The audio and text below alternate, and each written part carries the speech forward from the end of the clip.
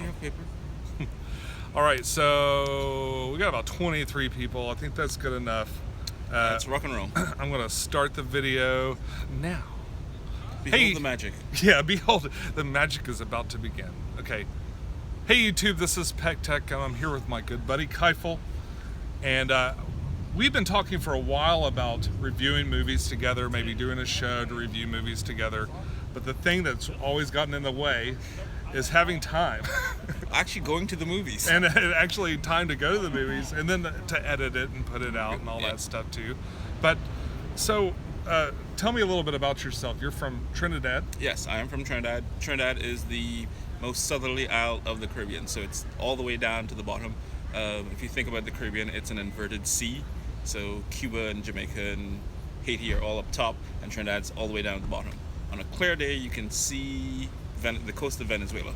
Unlike not from Alaska seeing Russia, but clear Right. day, Yeah. you can actually see Venezuela. And tell me, what kind of movies are you interested in? I will watch pretty much anything. I have watched. I'm kind of a completist, so I will watch sequel after sequel. I watched and own thus far all the Fast and Furious, all the Die Hards. I'm if I like it, I will complete it. I have not tried to complete Transformers because God, they just It's just a bridge too far. They just went too far. it's just no.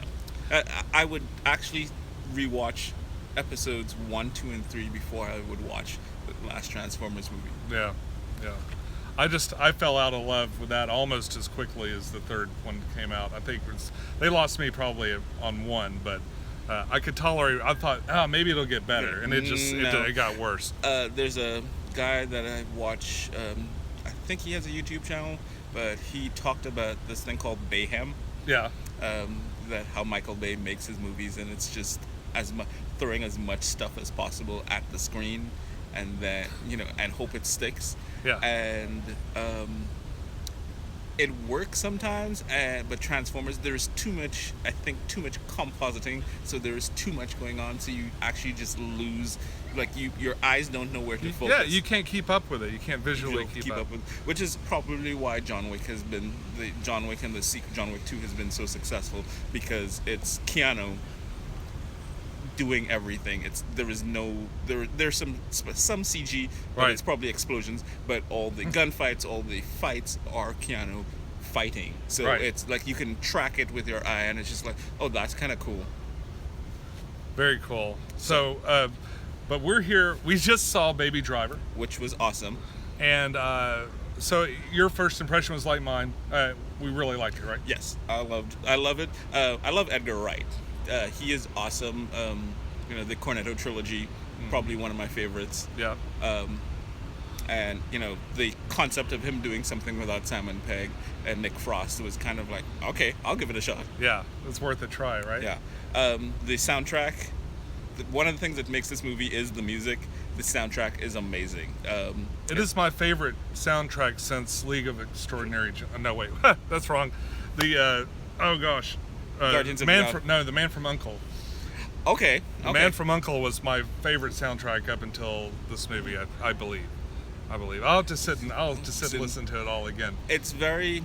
I was playing it for my wife earlier, and she was saying it's very Tarantino, and it's like it is. It's got that kind of Tarantino feel with where the music actually lends itself to the visuals. The music, our intention is not to spoil anything either. So we're going to give our impressions about the movie, tell you what's awesome about it that you should notice if you decide to go see it, or maybe you can tip the hat if you're on the fence about seeing it.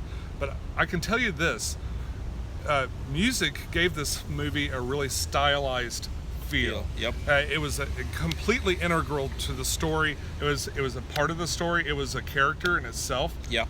More so than I'd say most films I've seen.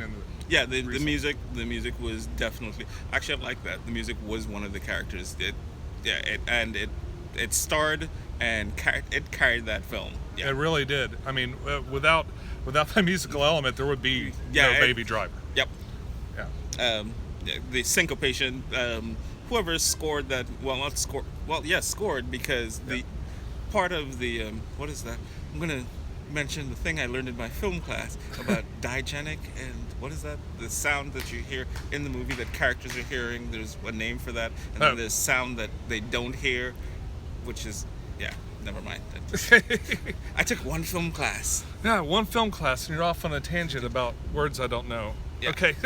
Well, the music was awesome, and the music was one of the characters, and the music actually, what made the music most interesting is the fact that the characters actually are interacting with the music.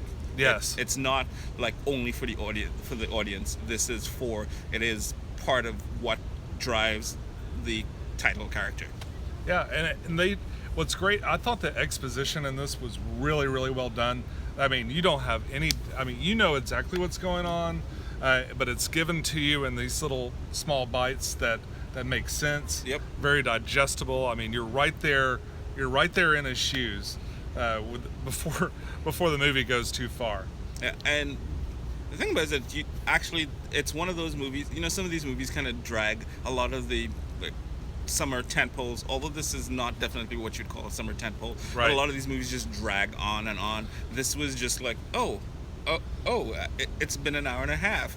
I did not realize we've been going.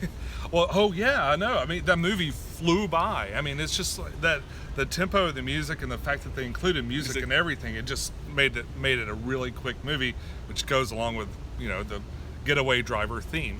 Yeah, and it's for those of you that are nearby, it was mostly shot in Atlanta, Yeah, so there's a lot. I was surprised. I thought it was some other big city. I was surprised to see Atlanta in there. It was Atlanta, and it looks like they shot everything in Atlanta because it doesn't look like, oh, we're shooting in Vancouver, and here, Vancouver, stand in for Atlanta. It looks like Yep. they shot in Atlanta, and it is gorgeous. A lot of big things are being filmed in Atlanta nowadays. I guess it's like I've heard it's the budget Hollywood.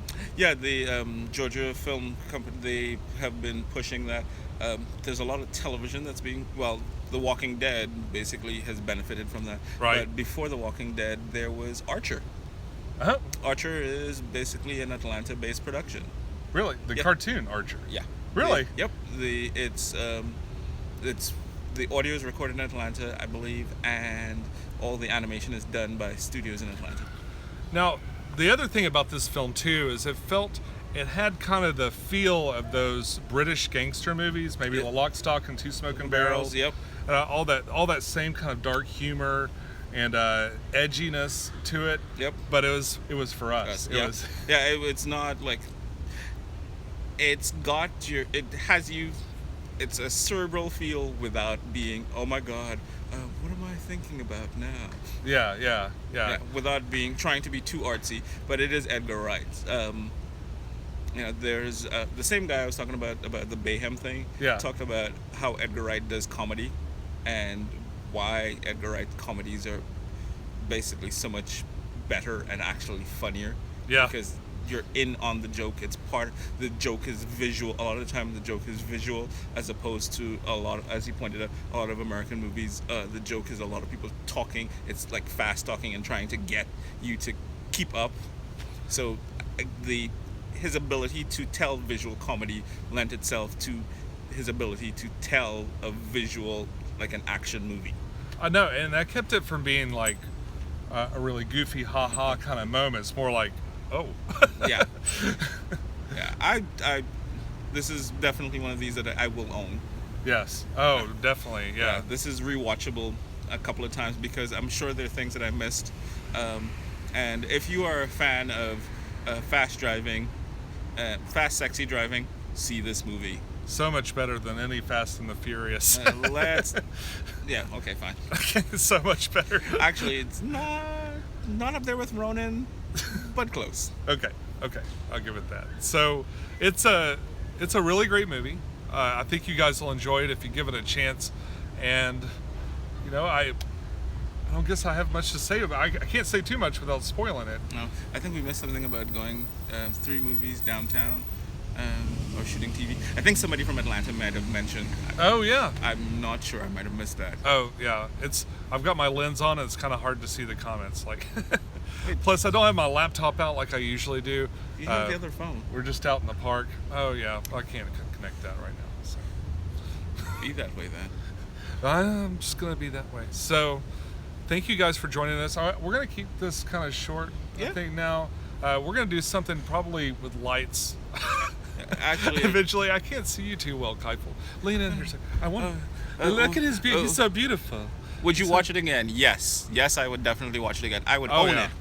Yeah, and I'll be listening to the soundtrack over and over again until it comes out on DVD, probably, or Yeah. Blu-ray, Yeah, whatever. the soundtrack. Speaking of the soundtrack I believe is available.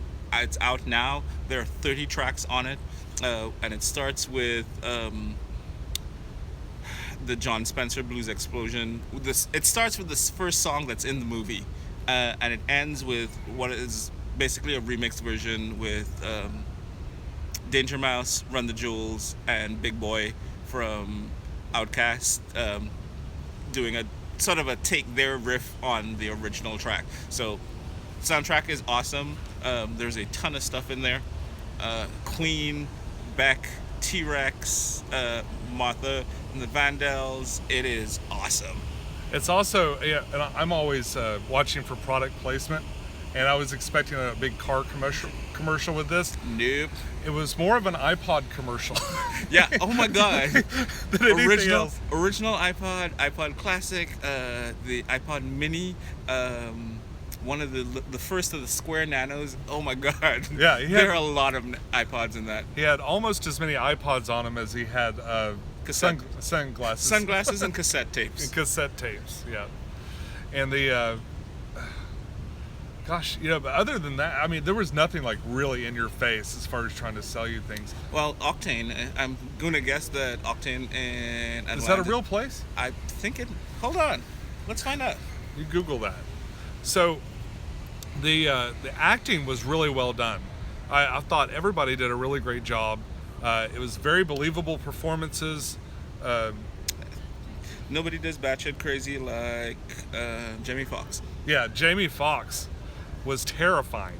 He was like, he was my worst gangster nightmare. I think probably. He did a terrific job at just playing a really off the hinge badass. Yes, Octane Coffee is a real place in Atlanta. Really? Yes.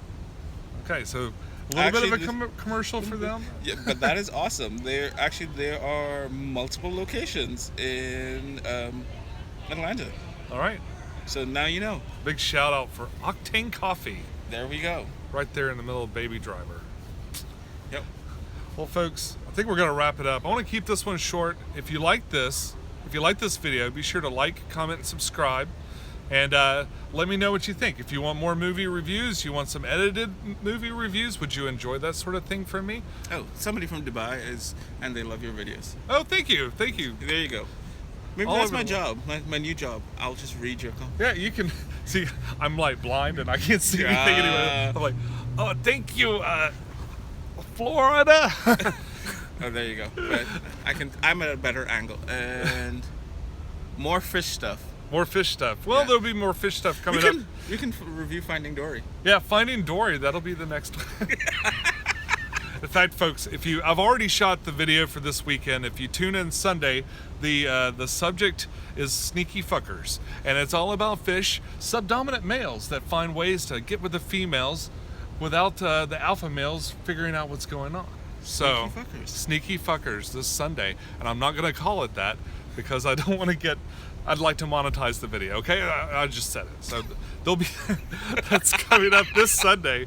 This Sunday while I'm in Sarasota, Florida, enjoying the beach. And the fish. And the fish. More than likely there'll be a live stream or something going on Wednesday, maybe some kind of family thing. I think we're gonna all find videos and try to make Holly laugh and see who can make Holly laugh the loudest. My wife has 37 distinct and markable laughs, and I'd like to show you all of them. I'll tune in for that. Yeah, I'm not sure how well it'll go. We'll see how funny she thinks our selections are. But anyway, until next time, Thank you so much for tuning in. And until next time, follow your bliss, keep a clean tank, and I'll see you soon. Bye-bye. Bye bye now. Bye-bye now. Bye bye. Bye-bye. Bye bye. Bye-bye.